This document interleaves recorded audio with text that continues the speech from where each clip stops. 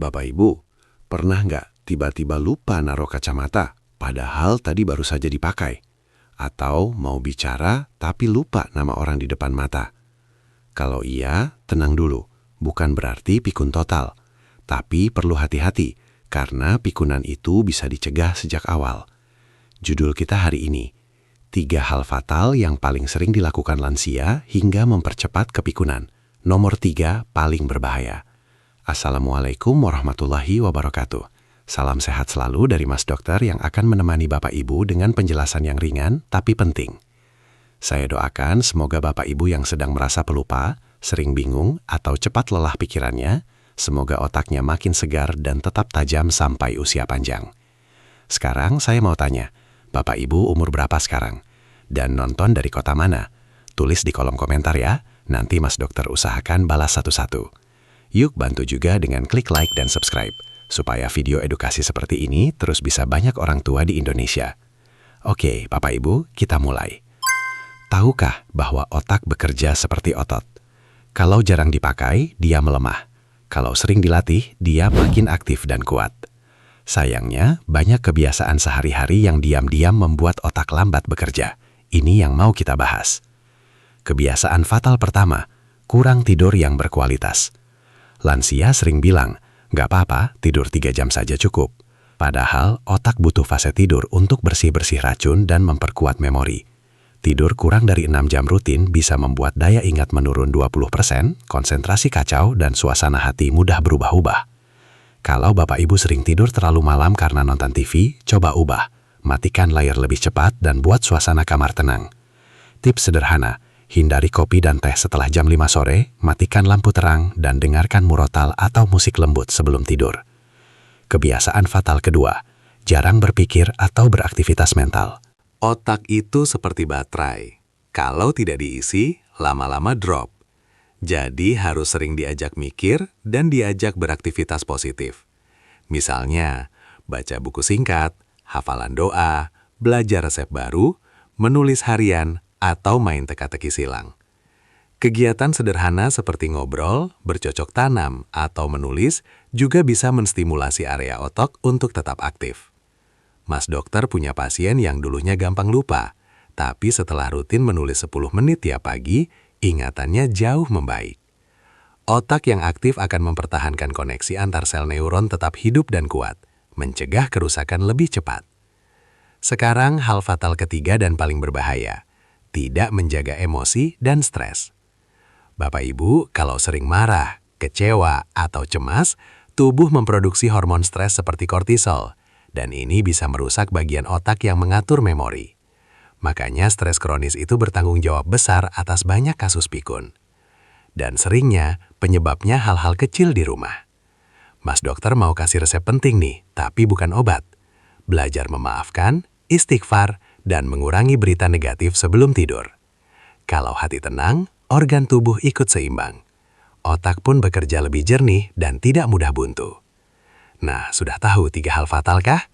Kurang tidur, jarang mikir, dan stres emosional. Ini bertiga yang paling sering mempercepat pikun.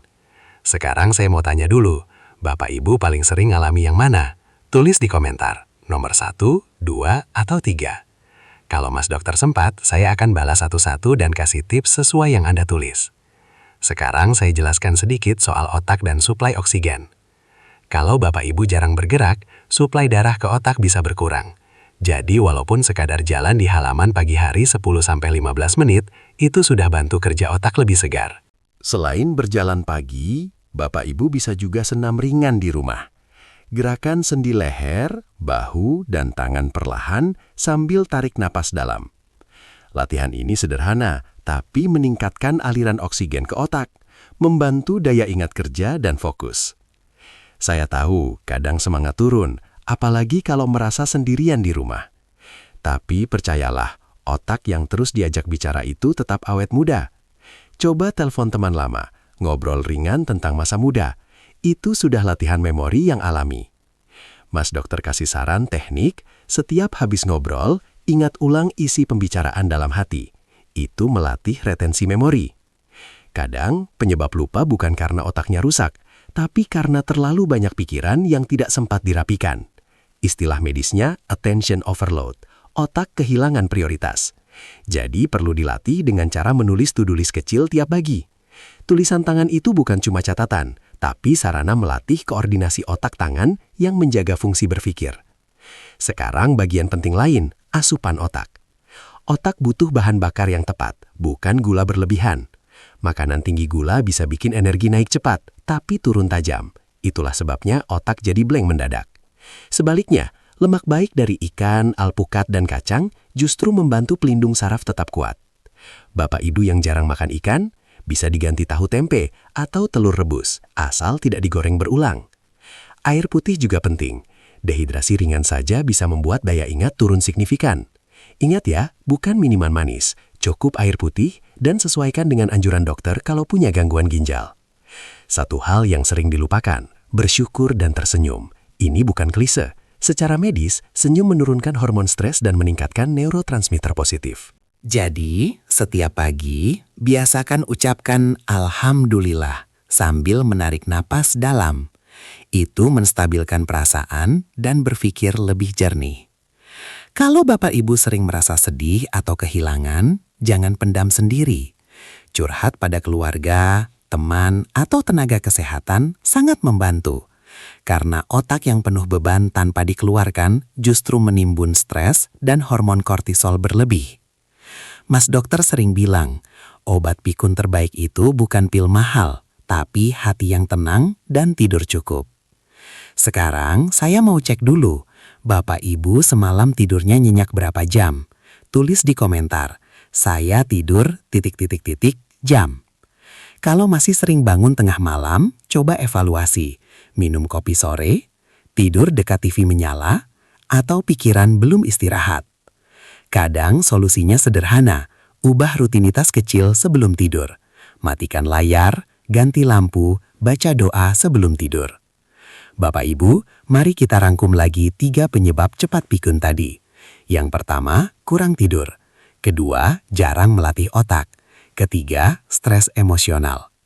Kalau 3 kebiasaan ini bisa dikendalikan, kemungkinan pikun berat bisa ditekan hingga lebih dari 50% berdasarkan penelitian. Mas dokter mau tahu, dari 3 hal itu, mana yang paling ingin Bapak Ibu perbaiki duluan? Tulis di komentar, saya mau mulai dari nomor. Saya senang kalau Bapak Ibu mau sharing pengalaman, supaya nanti bisa saya bahas di video berikutnya. Kalau video ini bermanfaat, bantu like, komen, subscribe, dan share ke teman yang sering lupa kecil-kecil. Siapa tahu jadi amal jariah. Ingat, kepikunan bukan takdir mutlak, tapi cermin dari kebiasaan harian. Kalau kita ubah perlahan, otak pun ikut menyesuaikan. Mulailah hari ini, tidur cukup, berpikir aktif, hindari marah berlebihan, dan isi waktu dengan hal yang menenangkan hati. Kalau Bapak Ibu yakin bisa berubah, tulis di komentar. Saya siap berubah untuk sehat dan tidak pikun. Salam hangat dari Mas Dokter, semoga Allah menjaga otak, hati, dan tubuh kita semua.